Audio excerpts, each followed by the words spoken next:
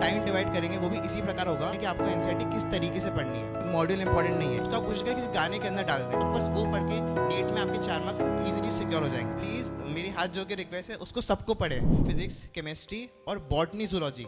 तो हमको ये बात हमेशा ध्यान रखनी है, बायो एक सब्जेक्ट नहीं, बायो खुद में ही 2 सब्जेक्ट है, जूलॉजी और बॉटनी।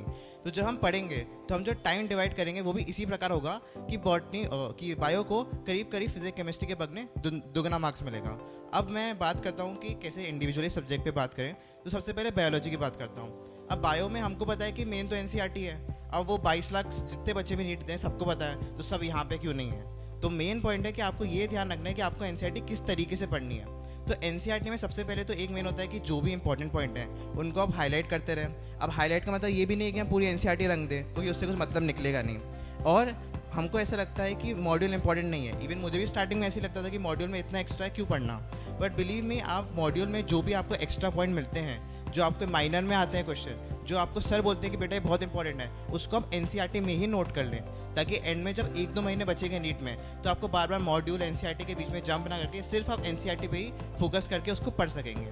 और जैसे जो चैप्टर होते हैं इकोलॉजी, जिसके अंदर बहुत ज़्यादा डेटा ओरिएंटेड है, तो आप उसके जितने भी डेटा हैं उनको आप जो एनसीईआरटी जैसे ही आप खोलेंगे तो हर चैप्टर के स्टार्टिंग में एक जहाँ चैप्टर नंबर लिखा होता है स्पेस होती है, वहीं पे लिख लें। जब भी आपको लगे यार अब पढ़ने का मन नहीं करा, तुरंत उसको खोला, कुछ उसके जो डेटा है उसको आप कोशिश करें किसी गाने के अंदर डाल दें, ताकि वो आपको एकदम दिमाग में बैठ जाएंगे।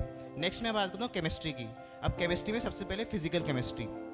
फिजिकल केमिस्ट्री के पढ़ने के दो मेन मेथड है। सबसे पहले जो चैप्टर जो थ्योरेटिकल होते हैं, जैसे कि सॉलिड स्टेट और सरफेस केमिस्ट्री, उसको आपको बिल्कुल ऐसे ही पढ़ना है जैसे कि आप बायो पढ़ रहे हो। बिल्कुल एनसीईआरटी से एक एक लाइन उसकी पढ़नी है, जो इंपॉर्टेंट आपको लगे वहीं पे उसको हाईलाइट करके मार्क कर लेना। नेक्स्ट जो सबसे इंपॉर्टेंट नेक्स्ट जो टॉपिक आते हैं थर्मोडायनेमिक्स और इक्विलिब्रियम, उसमें होते हैं हमारे फॉर्मूलाज।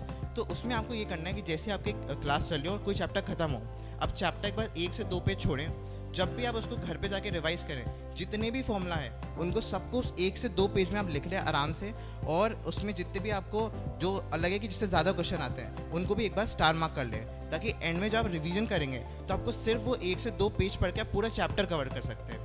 और क्लास में ऐसा होता है सर ने क्वेश्चन कराया, पहली बार में गलत हो गया, या फिर हो सकता है उसमें कोई बहुत सी ट्रिक हो कि नंबर ऑफ मॉलिक्यूल की जगह नंबर ऑफ एटम पूछे हो, तो उसको हाईलाइट करके वहीं स्टार मार्क कर ले, ताकि जब आप पन्ने पलटें तो आपका सीधे उस पर ध्यान जाए और आपको जो मेन पॉइंट है वो आपको दिख जाए, ताकि आप कम समय में ज़्यादा से ज़्यादा मार्क्स की पढ़ाई कर सकें।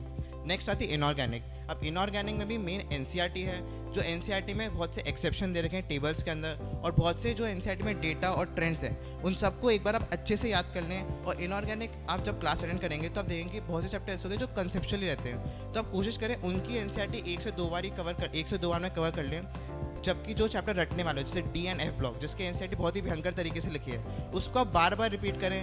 एक बार ऐसा भी हो सकता है आपको नहीं समझ में आए, अपने टीचर से जाके तुरंत पूछ लें और उनके पीछे पड़ा, सर आप तो मेरे को बताओ इस लाइन का क्या मतलब है, भले कितना टाइम लग जाए। नेक्स्ट अब बात होती है ऑर्गेनिक।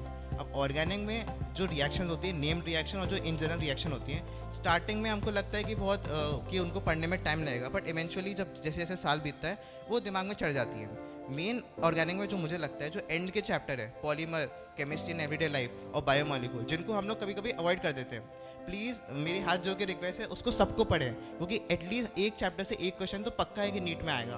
और हर चैप्टर कितना 4-5 पेज का है, और मेन पॉइंट उसमें 4-5 पेज में ही दे रखा है। आप बस वो पढ़ के नीट में आपके 4 मार्क्स ईजिली सिक्योर हो जाएंगे।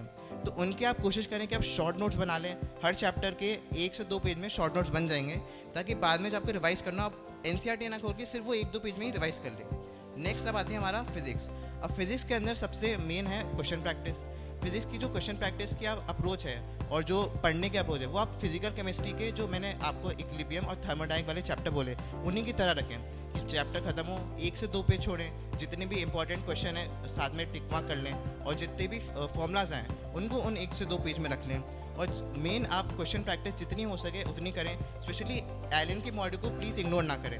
एलन के मॉड्यूल से मेरा मतलब एक्सरसाइज 1, 2, 3 प्लस जो इलस्ट्रेशन है और जो बिगनर बॉक्स है उन सबको भी आपको करना है, क्योंकि बहुत बार ऐसा होता है कि आप देखेंगे बिगनर बॉक्स इलस्ट्रेशन बहुत ही अच्छे से क्वेश्चन होते हैं जो हमें हो सकता है मिस हो जाएं, पर आपको वो अच्छे से देख लेने हैं। और एंड में मैं ये करूँगा कि ये सब तो मैंने आपको बता दिया, आप ये मत मानना कि ये कोई टॉपर है तो हमको फालतू में क्यों ज्ञान बांट रहा है। आप ये मानिए कि एक भाई दूसरे भाई को एक ज्ञान दे रहा है ताकि अगले साल आप भी यहाँ पे खड़े हो।